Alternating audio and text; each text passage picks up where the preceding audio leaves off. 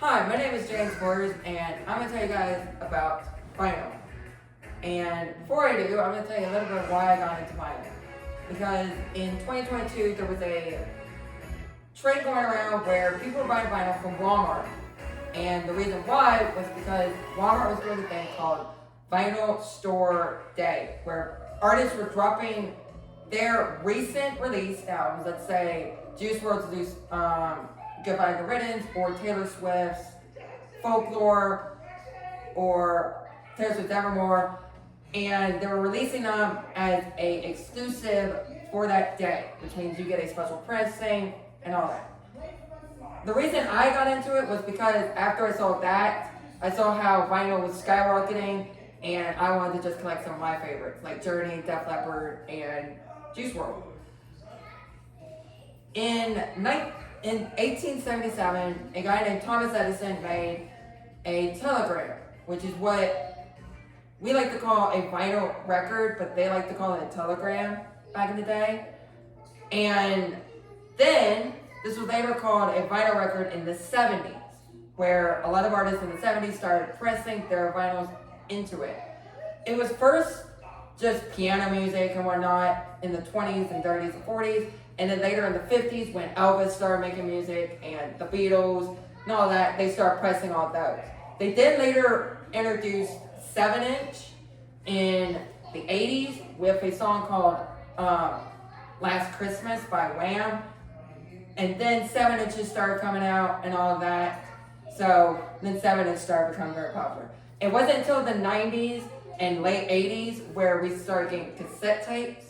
And that's when vinyl slowly started going to cassette tapes. And then people started finding out, the cassette tapes have problems and stuff.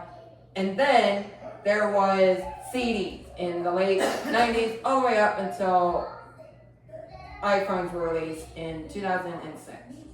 When you could basically just transfer your CDs to your iPhone, and that was the whole thing until Spotify came and vinyl was out. It wasn't until 2022 when Vinyl Record Day became an official day in April, and this year it was April 20th, 2024. And what it's about is there is special vinyls you can buy, and sometimes artists release special vinyls that you can't buy anywhere else, and you have to go to a record store to buy them.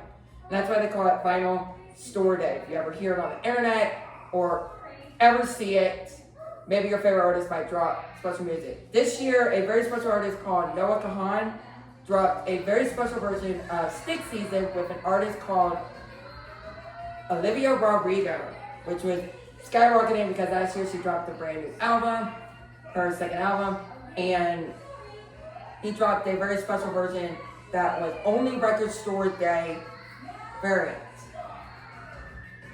There are also other prints. I don't have them right now. But there are some very special prints, and there are 3 types of prints out there.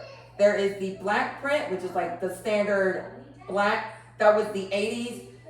That was like all albums in the 80s, and mostly all albums in the 70s and 80s and 60s and 50s, all the way back there.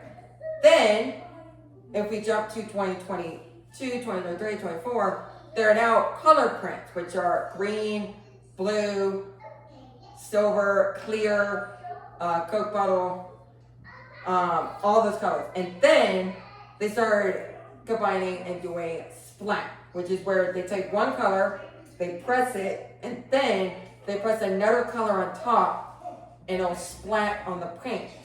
If you want an example, you can look up Def Leppard's Prayer Mania album that you can buy at Walmart, and that is a very example of a splat paint. Because the album looks like a bunch of matches that are being lit on fire.